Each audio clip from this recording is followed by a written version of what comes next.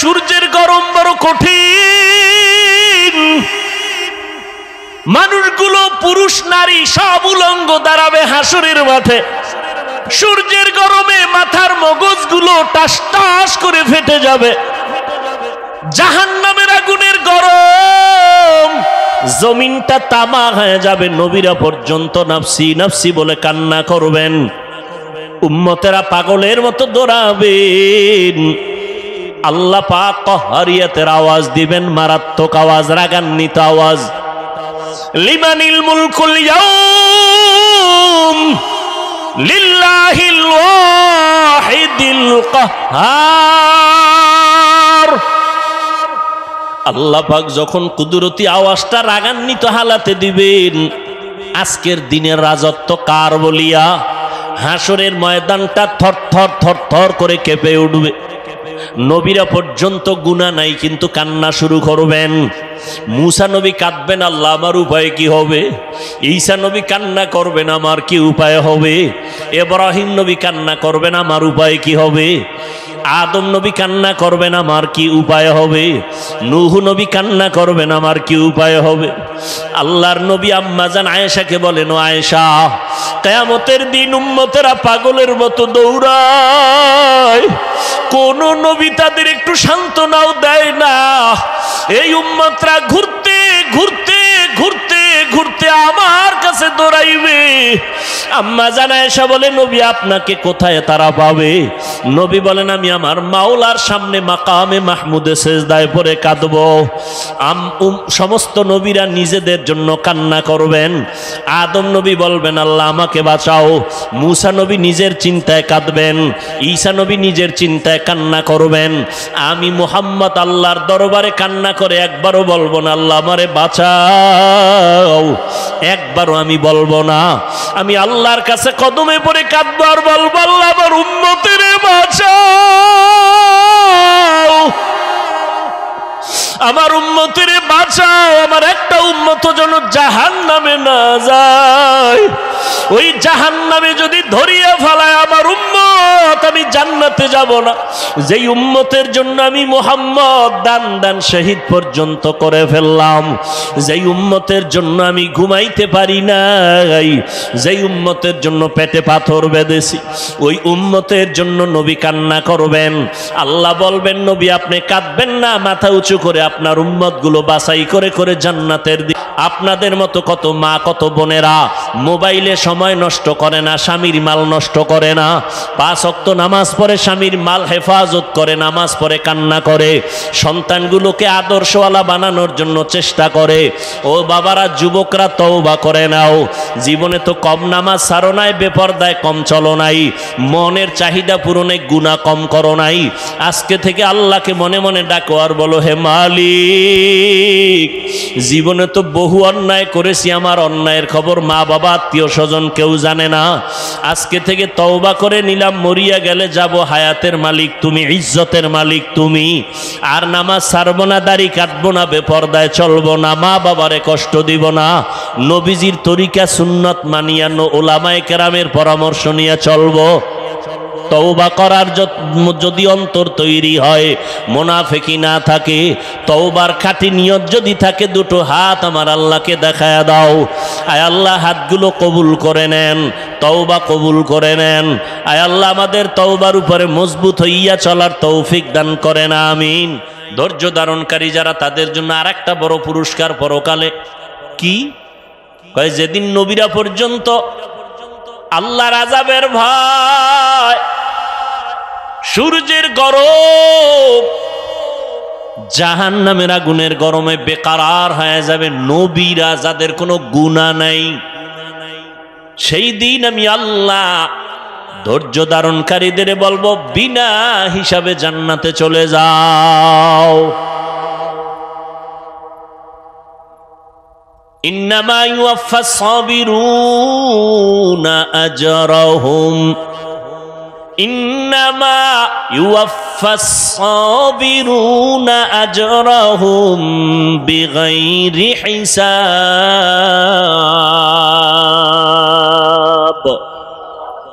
জান্নাত দিবেন বেগায়েরে হিসাব।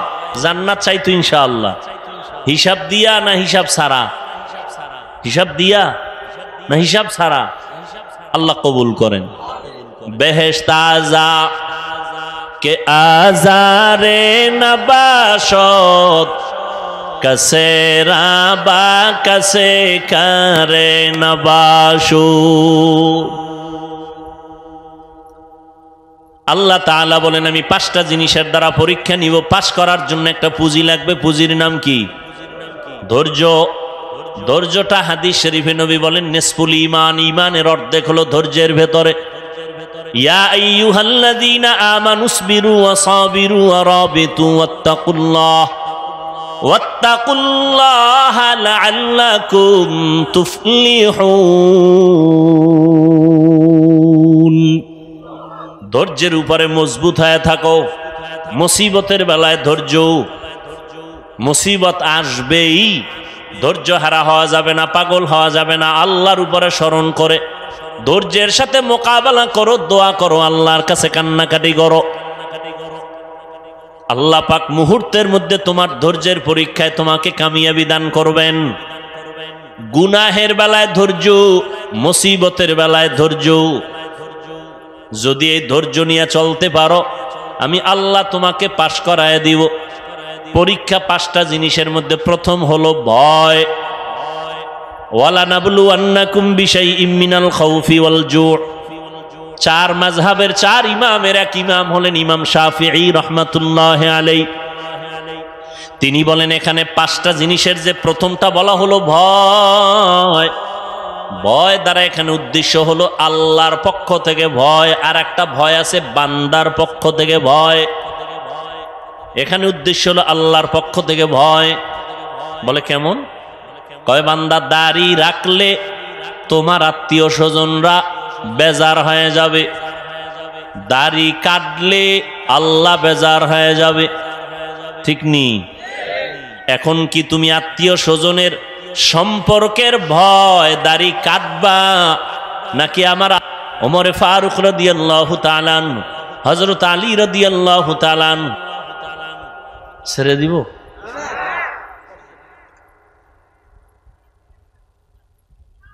কি ব্যারাম, কি বয়ান করলে এরা বসবে আল্লাহ ভালো জানে।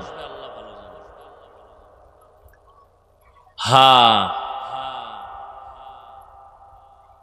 কয়জন খলিফা? 4 জন। আর সর্দারকে রহমতের নবী, এরা গেছেন কলিজার টুকরা রসুলের, রসুলের কলিজার টুকরা কন্যা। নাম বলেন ফাতেমা, বাকিটাও বলেন রাদিয়াল্লাহু আনহা। মহিলা সাহাবিয়া, তাদের বেলায় কি বলতে হয়? রাদিয়াল্লাহু আনহা। আর পুরুষ সাহাবী যদি হয় রাদিয়াল্লাহু তাআলা আনহু। নবীজি সহ গেলেন কার ঘরে? ফাতেমা রাদিয়াল্লাহু আনহার ঘরে। ফাতেমা রাদিয়াল্লাহু আনহা মেহমানদারির জন্য একটা সুন্দর পেয়ালায় মধু দিয়েছেন। কি মধু? মধু দিয়েছেন। 4 খলিফার সামনে রহমতের নবী বসে আছেন, মধু দিছে। ভালো না জিনিসটা? দিছে তার কন্যা, কলিজার মেয়ে, তাও সুন্দর একটা পেয়ালা, আকাশের চাঁদের মতো জিগজিগ করে। রসুল সামনে, হঠাৎ করে তাকায় দেখে পেয়ালার মধুর মাঝখানে একটা চিকন চুল। কি চুল? ছোট না, অনেক বড়। বড় চুলটা কাদের হয়?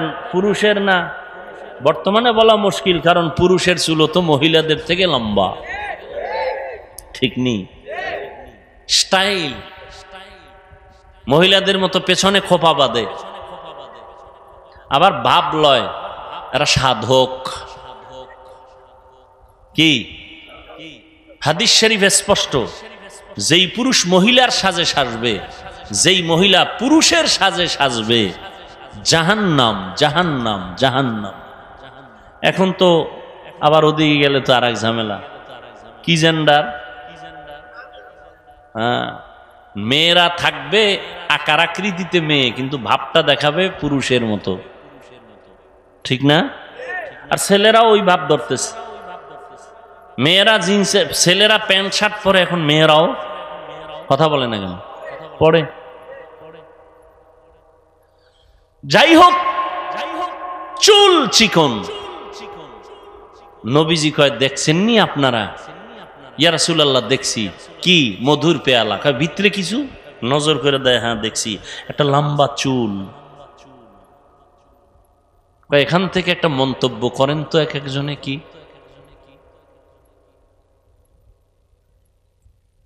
আবু বকর বলে, আমি একটা মন্তব্য করি। বলে কি? মানুষের ঈমান চমকদার পেয়ালার মতো, হ্যাঁ, আমল মধুর মতো মিষ্টি, আমল ইখলাস চুলের মতো চিকন, চুলের মতো চিকন। ওমরে ফারুক, আপনি একটা মন্তব্য করেন। ওমরে ফারুক বলেন, ইয়া রাসূলুল্লাহ, আমি একটা মন্তব্য করি। দুনিয়ার চেয়ারে বসাটা পেয়ালার মতো চমকদার,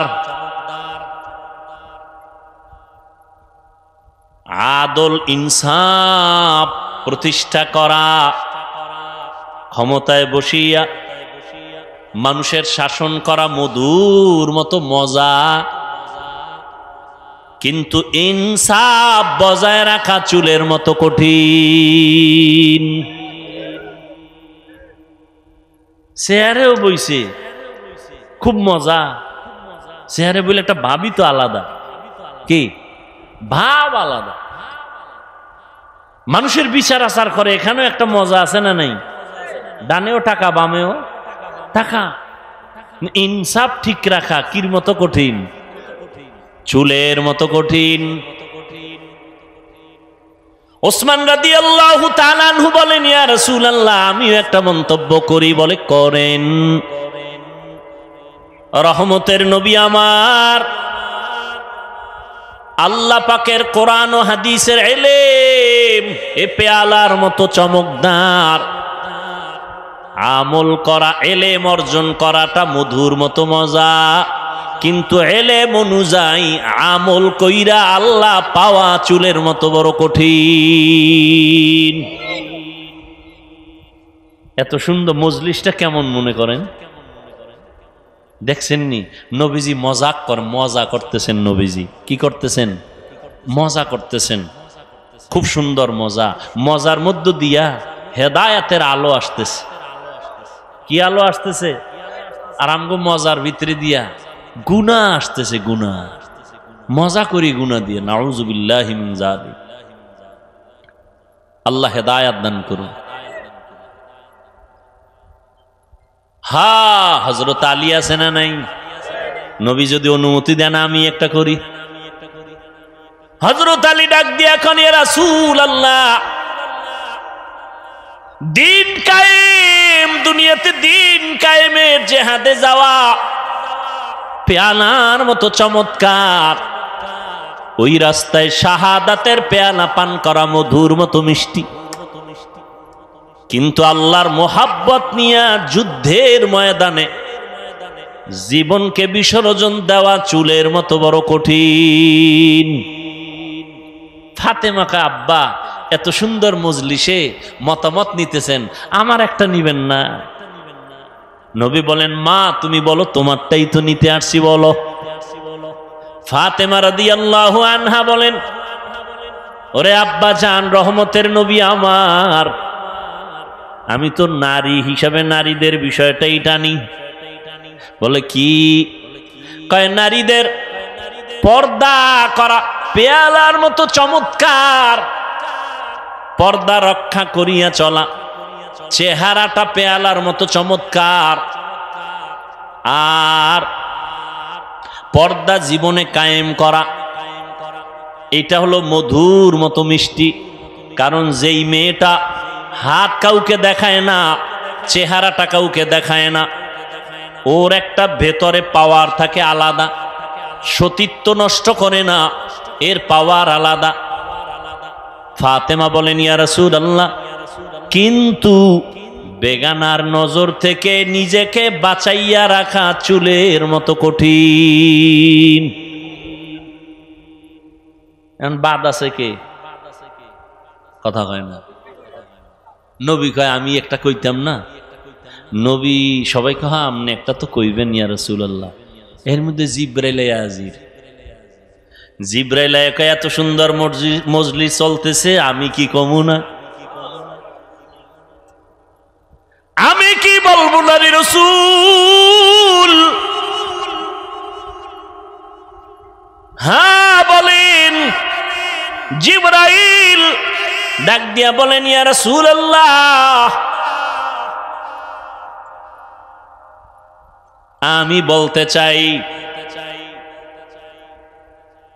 আল্লাহ রাস্তায় চলবে, দ্বীনের উপরে চলাটা, দ্বীনের আলো নিয়ে চলাটা পেয়ালার মতো সুন্দর, এর উপরে আমল করাটা মধুর মতো মজা। আল্লাহর সন্তুষ্টি অর্জন করা হলো চুলের মতো কঠিন। জিব্রাইল কয়, আমনে গো মজলিস দেখা আল্লাহও কিছু কইতে চাইছেন, আল্লাহও বলতে চান। আল্লাহ, নবী বলেন, আল্লাহ বলার আগে আমারটা বইল লই। নবী বলেন, আমি আল্লাহর মারিফত অর্জন করা পেয়ালার মতো চমৎকার, চমকদার। আর মারিফতের মজা অন্তরে জমা করার নাম, মধুর মতো মিষ্টি। আল্লাহর পরিচয় লাভের নাম মারিফত।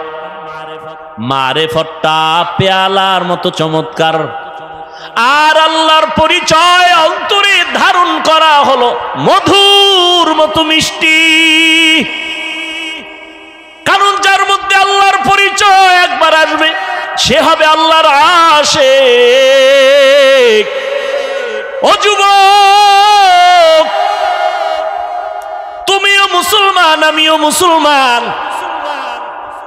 তোমার আল্লাহ আমার আল্লাহ এক, তোমার নবী আমার নবী এক, তোমার ধর্ম আমার ধর্ম এক, তোমার কাবা আমার কাবা এক, তোমার কালেমা আমার কালেমা এক। ও নবীর আশিক, তুমি যে আল্লাহর গোলাম, আমিও সে আল্লাহর গোলাম। তুমিও যে নবীর উম্মত, আমিও সে নবীর উম্মত। তুমি যে কালেমা পড়েছো, আমিও সেই কালেমা পড়েছি। তোমার যে কাবা, আমারও সেই কাবা। তোমার যে ধর্ম, আমারই সে একই ধর্ম। অথচ তোমাকে পায়ে ধরে ধরে ধরে ধরে বয়ান করার পরেও তুমি দাড়ি রাখতে চাও না। আমি দাড়ি কাটতে লজ্জা পাই, তুমি দাড়ি রাখতে লজ্জা পাও। তুমি কেমন মুসলমান? আমি টুপি মাথায় না দিলে লজ্জা লাগে, তুমি মাথায় টুপি দিতে লজ্জা লাগে। তুমি কেমন মুসলমান? আমি আল্লাহর ঘর মসজিদে না ঢুকলে লজ্জা লাগে, তোমার মসজিদে ঢুকতে লজ্জা লাগে। তুমি কেমন মুসলমান? আজকে তো হিন্দুদের যদি এত কষ্ট করে বয়ান করতাম, অনেক লাভ হতো। 6 মাসও লাগতো না, আমার দেশের হিন্দু বৌদ্ধ দল মদিনার আশেক হয়ে যেত ইনশাআল্লাহ। কিন্তু 12 মাস কুত্তার মতো দৌড়াই। সব আলেম ওলামারা না খাওন আছে, না ঘুম আছে, না সুস্থতা আছে। এত পেরেশানি করে পাও ধরে ধরে ধরে ধরে বয়ান করি। একবারও কিন্তু বলি নাই আমি 5 কল্লি টুপি মাথায় দিয়েছি, তোমরাও দাও, না হয় জাহান্নামে যাবা। একবারও বলি নাই। অন্য টুপিওয়ালারে গালিও দেই নাই। আমি কওমি মাদ্রাসার সন্তান, কোনোদিন আলিয়ার বিরুদ্ধে বলি নাই, স্কুল কলেজের বিরুদ্ধে বলি নাই। আমি তাবলিগের লাইনের সন্তান, যারা তাবলিগ করে না এদের একটা গালিও দেই নাই। আমি নাবির নিচে হাত বেঁধে নামাজ পড়ি, যারা বুকে হাত বেঁধে নামাজ পড়ে গালি দেই নাই, হিংসা করি নাই। আমরা 20 রাকাত তারাবি পড়নেওয়ালা মুসলমান, 8 রাকাত ওয়ালাদের গালি দেই নাই, হিংসা করি নাই। তুমি আমার 20 রাকাত নিয়ে কেন এত অ্যালার্জি? তুমি আমার কওমি নিয়ে কেন অ্যালার্জি? তুমি আমার টুপি নিয়ে কেন এত তোমার অন্তরে ব্যথা? আমি তোমার আলহামদুর পরে আস্তে আমিন বলি, তুমি জোরে জোরে আমিন বলো। কোনোদিন তর্কে যাই না, গালিও দেই না, হিংসা করি না। তুমি আমার আস্তে আমিন নিয়ে এত অন্তরে কেন এত ব্যথা নিয়ে চলো? ও আল্লাহর বান্দা, আমি মাদ্রাসায় পড়ুয়া, বলি নাই স্কুল ছেড়ে দাও, কলেজ ছেড়ে দাও, সব মাদ্রাসায় চলে আসো, একবারও বলি নাই। পাও ধইরা শুধু একটাই বলি, মা বাবার কথা মতো চলো, ওলামায়ে কেরামের পরামর্শ নিয়ে চলো, মদিনার নবীর আদর্শের মালা গলায় লাগাও রে যুবক।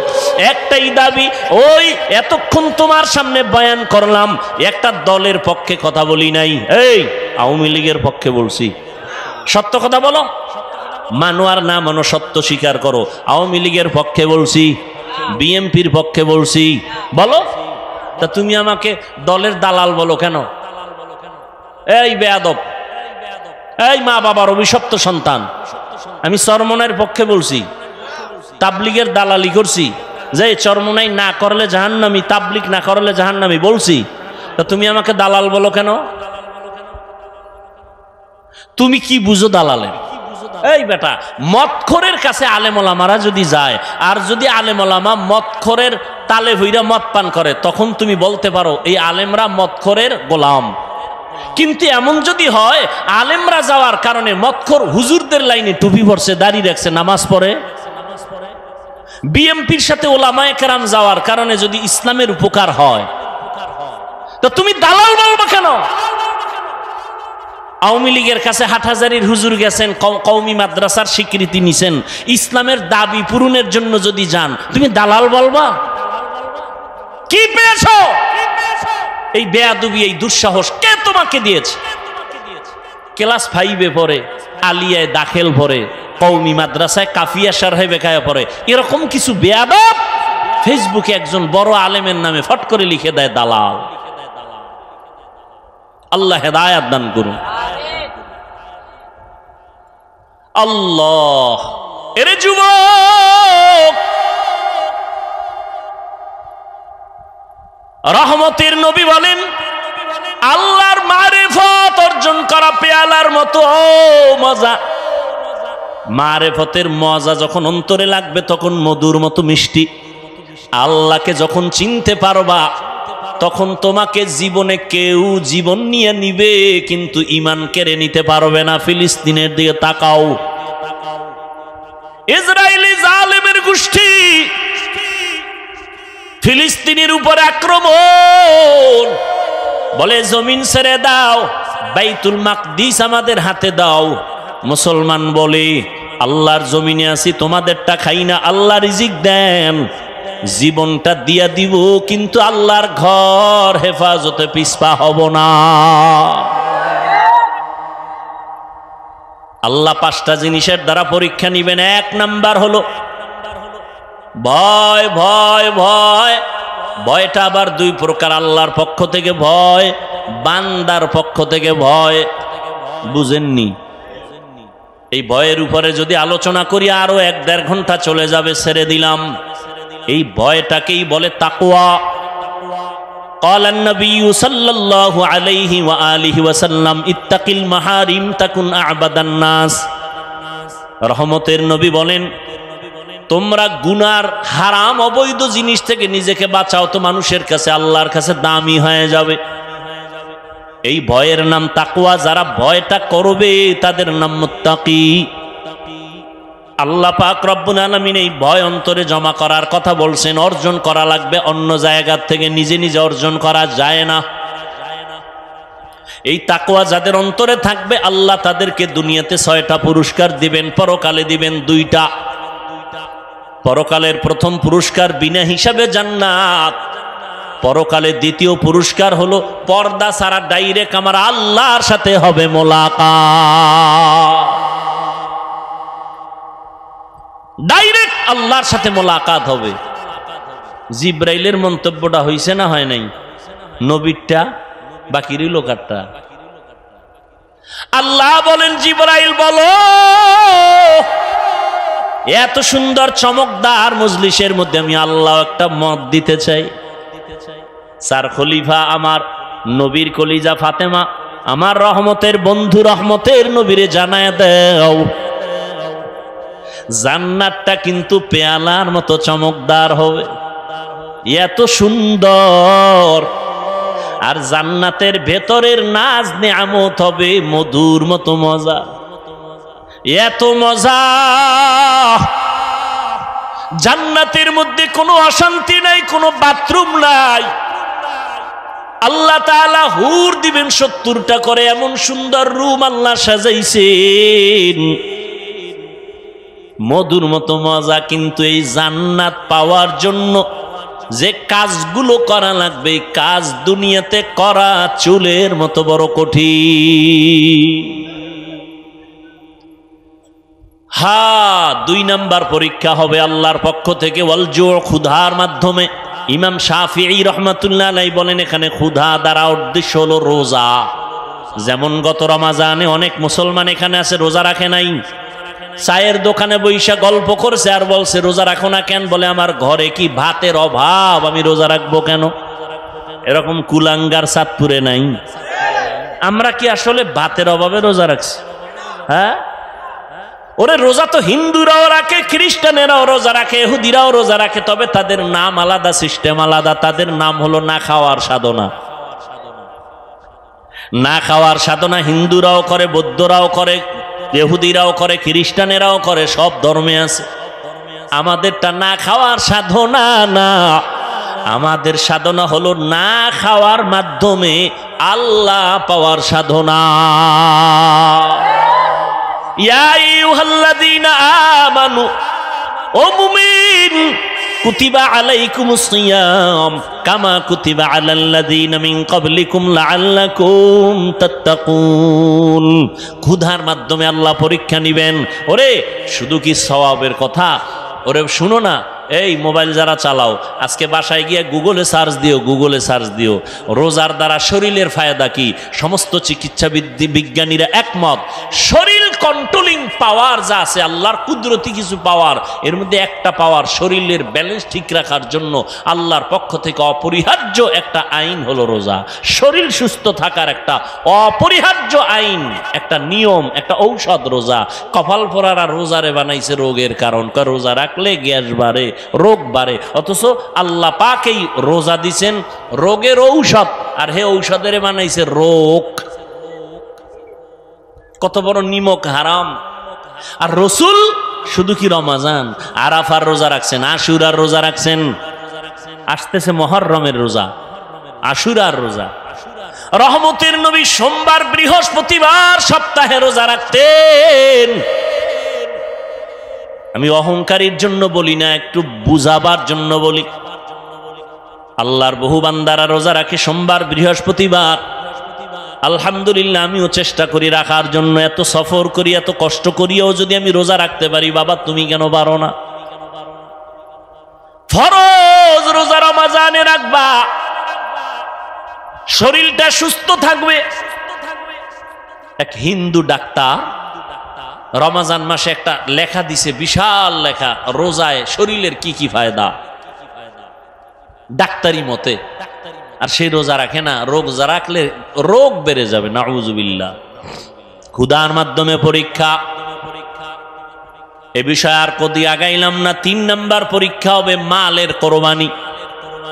ইমাম শাফিঈ রাহমাতুল্লাহ আলাইহি বলেন এখানে মালের কোরবানি দ্বারা উদ্দেশ্য হলো যাকাত। ধনীরা যাকাত আদায় করো, যাকাত দাও। যাকাত দেওয়া এক জিনিস, যাকাত আদায় করে দেওয়া আর এক জিনিস। সারা বাংলাদেশে ঘুরি, ফাঁকে ফাঁকে সাইনবোর্ডে লেখা দেখি দারিদ্র বিমোচন করো, দারিদ্র বিমোচন করো।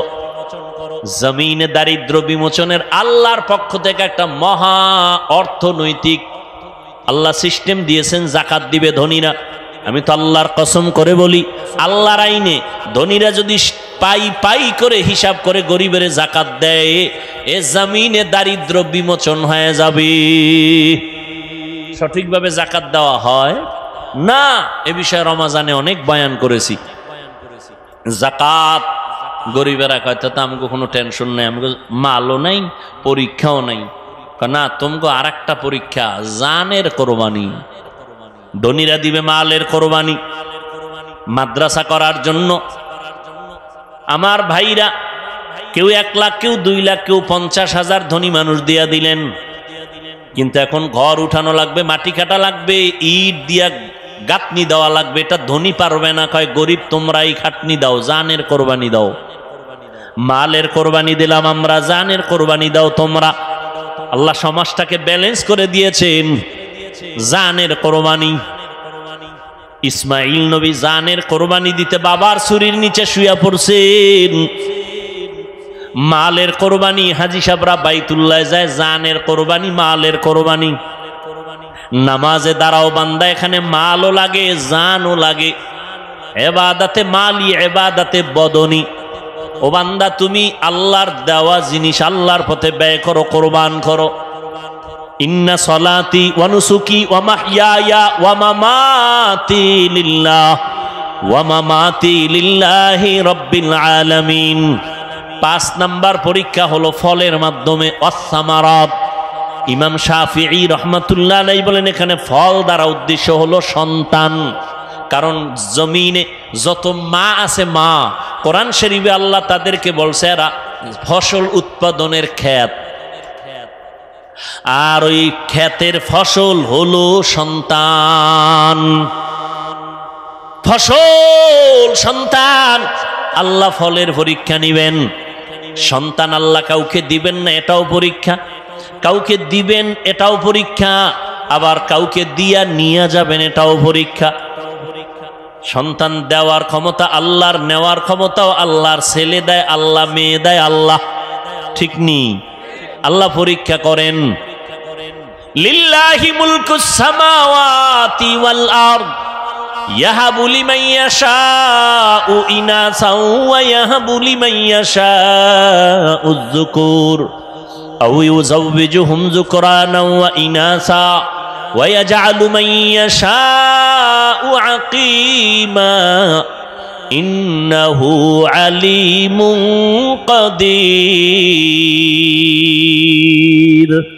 আল্লাহ বলেন আসমান জমিনের চাবিকাঠি ক্ষমতা আমার হাতে।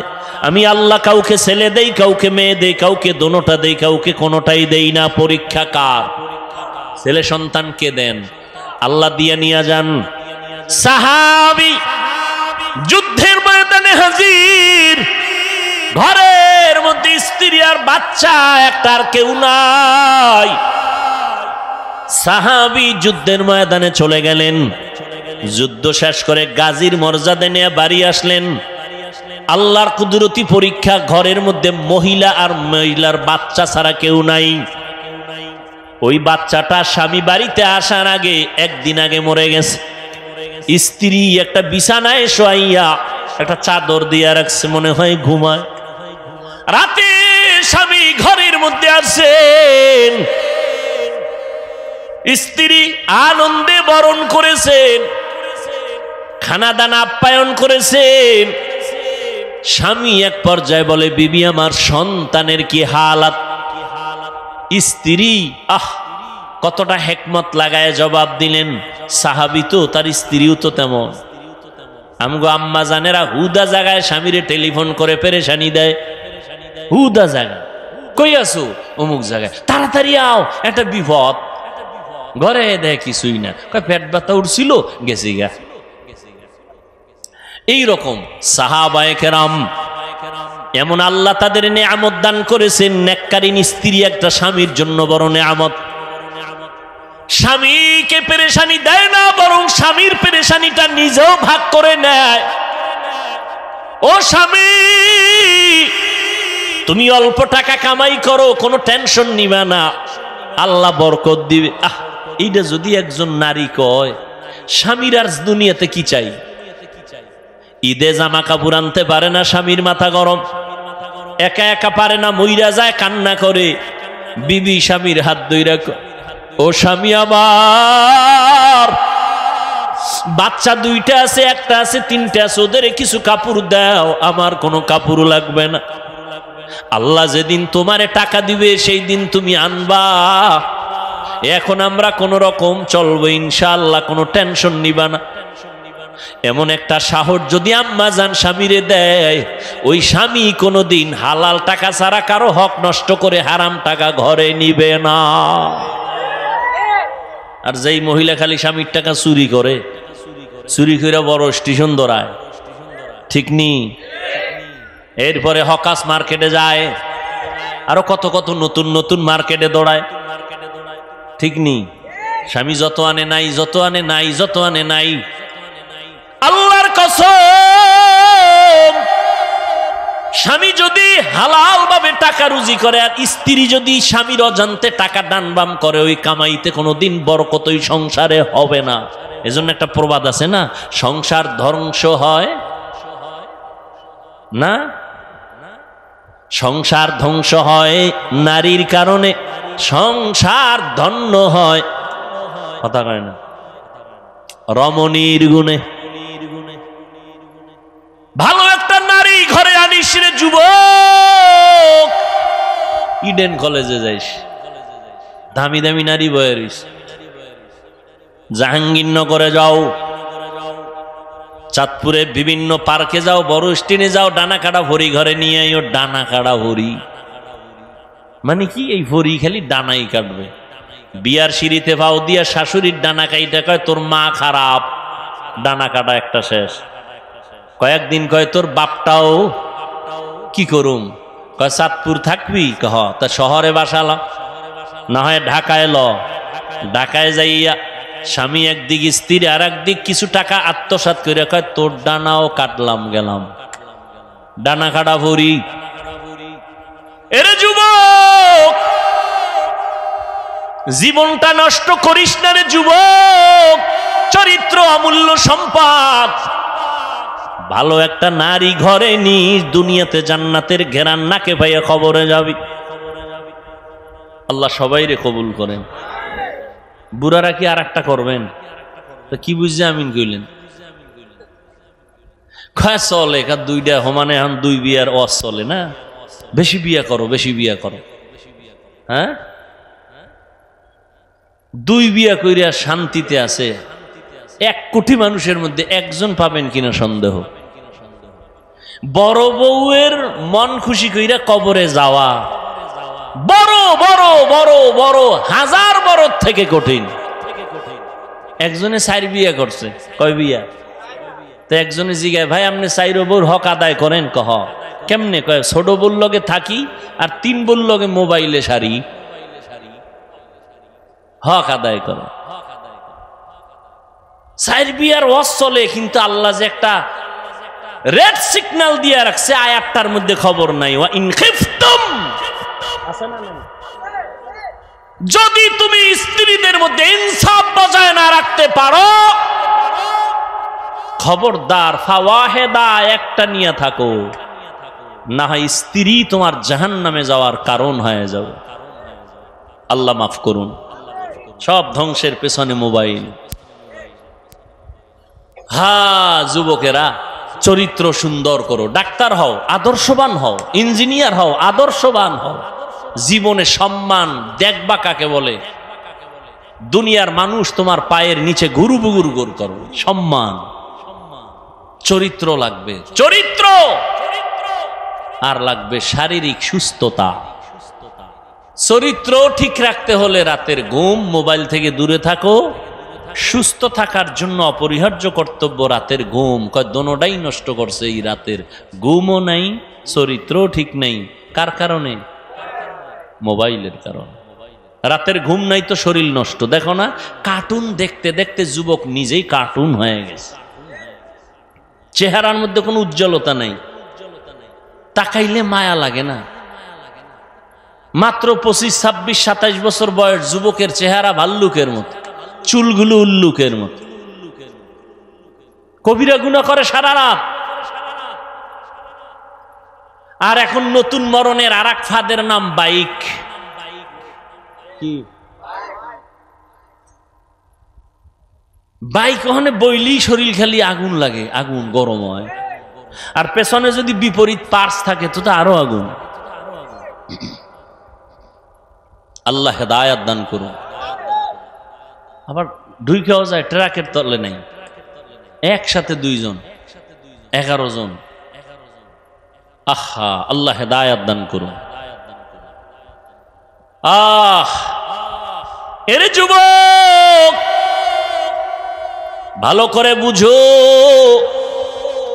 আল্লাহর মোহাব্বত নিয়া জীবনটারে সুন্দর করে আগাও। সাহাবী যখন বলে আমার সন্তান কই, মইরে গেছে, কয় না, কয় আমার সন্তান ঘুমায়। আসলে তো মইরে গেছে। যদি এখন বলি স্বামীর মনটা খারাপ হবে, যুদ্ধ পরিচালনা করে আনছে, স্ত্রী সান্ত্বনা দিছে, ঘুমায় তো বাবাও নিশ্চিন্তায় ঘুমায় গেছে। ফজরের আজান হয়ে গেল, দুজন উঠে ফজরের নামাজ আদায় করে। এবার স্ত্রী স্বামী ডাক দিয়া কয়, স্বামী আমার মনটা খুশি নি। বলে খুশি, কয় একটা কথা বলবো, শুনবেন নি? কয় শুনবো। মনে কষ্ট নিবেন না তো? কয় না। শুনেন, আপনারা খেয়াল করেননি, আমি 2 মিনিটে মোনাজাত দেব একটু। আর যারা গুনা টুনা নাই, এগো মোনাজাতেরও কি নেই, দরকার নেই।